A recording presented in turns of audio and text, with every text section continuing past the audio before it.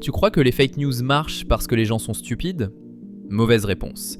Les fake news se propagent plus vite que les vraies infos, pas parce qu'elles sont mieux écrites, mais parce qu'elles sont mieux calibrées pour ton cerveau.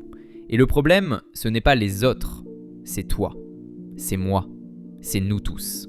Aujourd'hui, on va voir pourquoi ton cerveau aime les mensonges, et pourquoi la vérité, elle, arrive toujours en retard. On va commencer par un fait, pas une opinion. En 2018, une étude massive publiée dans Science analyse 126 000 informations partagées sur Twitter par plus de 3 millions de personnes. Résultat, les fake news se diffusent 6 fois plus vite que les vraies infos. Elles touchent plus de monde, elles sont partagées plus loin, plus longtemps. Et non, ce n'est pas parce qu'elles sont mieux écrites, ce n'est pas parce qu'elles sont plus simples, c'est parce qu'elles déclenchent plus d'émotions. Ton cerveau ne cherche pas la vérité, il cherche à ressentir quelque chose, à réagir vite, à survivre socialement. Les fake news sont construites pour ça.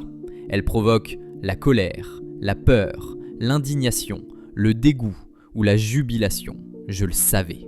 La vérité, elle, est souvent nuancée, complexe, frustrante, lente et rarement spectaculaire. Entre une étude suggère une corrélation partielle sous certaines conditions et on nous ment depuis des années. Ton cerveau a déjà choisi. Quand tu partages une info choquante, ton cerveau reçoit une récompense. Like, commentaire, validation sociale, sensation d'exister. Et surtout, la sensation d'être du bon côté.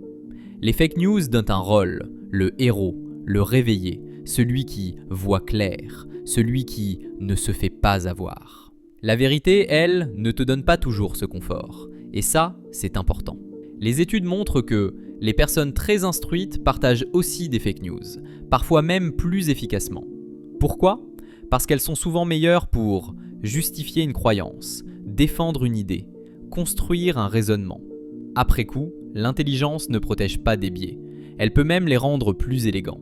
La vérité arrive plus tard, doute, corrige, se contredit parfois, dit « on ne sait pas encore ». Et ça, émotionnellement, c'est nul.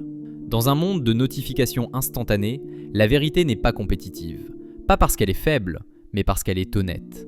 Les fake news ne gagnent pas parce qu'elles sont meilleures. Elles gagnent parce qu'elles te font ressentir quelque chose immédiatement. La vérité demande du temps, du calme, de l'humilité. Et surtout, elle demande d'accepter une chose très inconfortable. Ne pas avoir d'opinion immédiate. La prochaine fois qu'une info te met en colère instantanément, pose-toi une question simple. Est-ce que je ressens ou est-ce que je comprends ? Dis-moi en commentaire quelle fake news t'as déjà eu avant que tu te rendes compte que c'était faux. Like si cette vidéo t'a fait réfléchir. Abonne-toi pour d'autres vérités inconfortables sur le cerveau humain.